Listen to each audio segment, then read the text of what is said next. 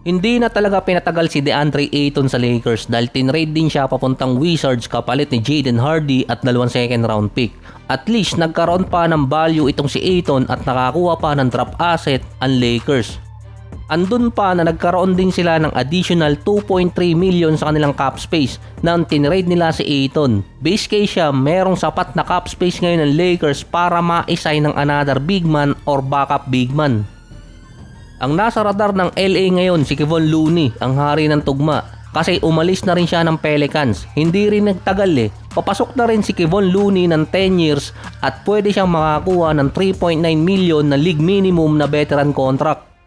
Hindi rin siya masyadong nagamit last year sa New Orleans. Pero bilang backup center habang nasa Warriors, merong mga big game itong si Kevon Looney mapa-regular season or playoffs man. Another option ng Lakers si Jonas Valanciunas na last year meron siyang 8 points, 5 rebounds, 1 assist, 58 and 30%.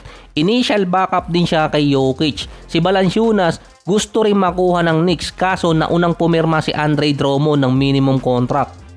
May option din si Valanciunas na bumalik ng EuroLeague. Ito yung nakaraang taon kaya ang tagal niyang pumunta ng Denver.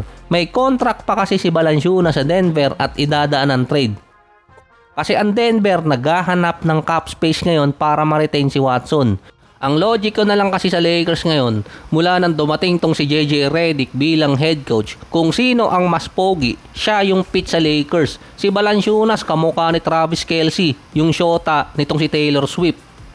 Since na-trade si Ayton sa Wizards, hindi magandang balita para sa kanya. 3 big man na ang meron sa team.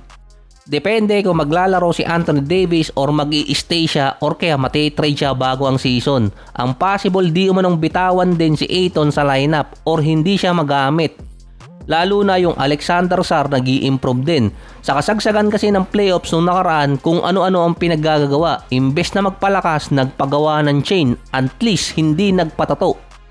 Base kina Sam Quinn at Sham Charania dahil na-trade si Ayton sa Wizards, another option kasi na i-trade si Anthony Davis. Yung Wizards naman kasi nagpupumilit na hindi nila iti-trade si AD pero sa track record ng Wizards habang hindi nila sinasabing iti-trade tumataas ang value ng player.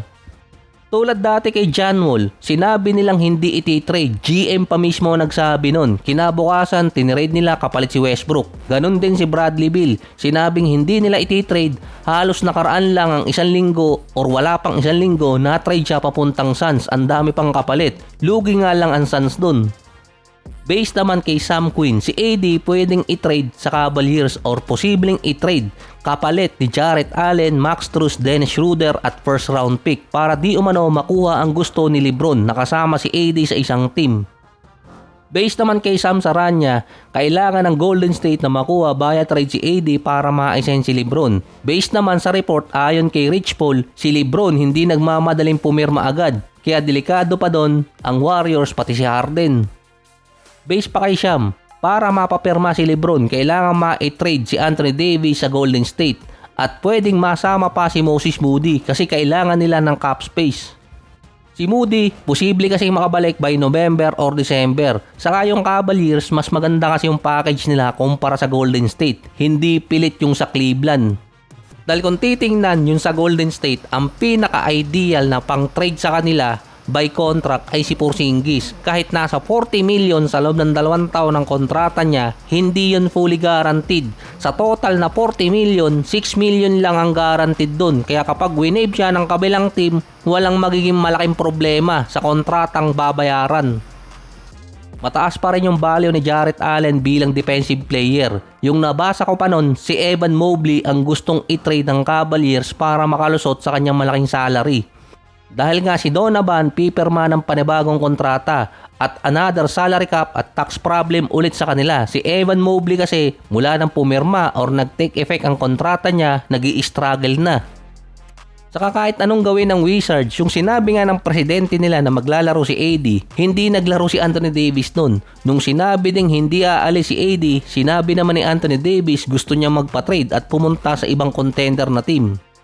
Hindi nila mapipilit si Anthony Davis na magstay. Saka may track record sila na habang tinatanggi nilang iti-trade yung player, tumataas ang value. Kung titignan naman kasi yung lineup talaga ng Wizards ngayon, panlaban na sa kung hindi magiging injury prone itong si Anthony Davis for next season at maglalaro siya sa Wizards, tapos si Trae Young babalik yung dating laro halos katulad sa Atlanta Hawks, tapos si Alexander Sarr madidevelop pa, kaya na lang lumaban sa playoffs or maging contender papasok ng playoffs. Nasa kanila pa yung number 1 overall na si AJ Dibonsa na pillar nila sa small forward position. Yun kasi ang kulang sa lineup din ng Wizards.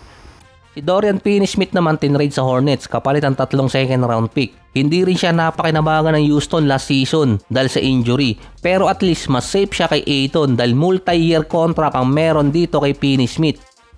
Kaya di umano tinrade si Finney-Smith dahil sa contract na pinirmahan ni Marcus Smart at Bogdanovic para sa cap space at kontrata din pinirmahan ni Tari Eason. Meron pang maliit na cap space na natitira ngayon dito sa Houston. Minimum veteran player ang posible nilang makuha sa additional roster. Mukhang nag-upgrade din kahit papano ang Houston dahil babalik si Van Fleet at hindi rin niya dinikline ang kanyang player option. Plus may 2 pang role player ang nadagdag sa kanila.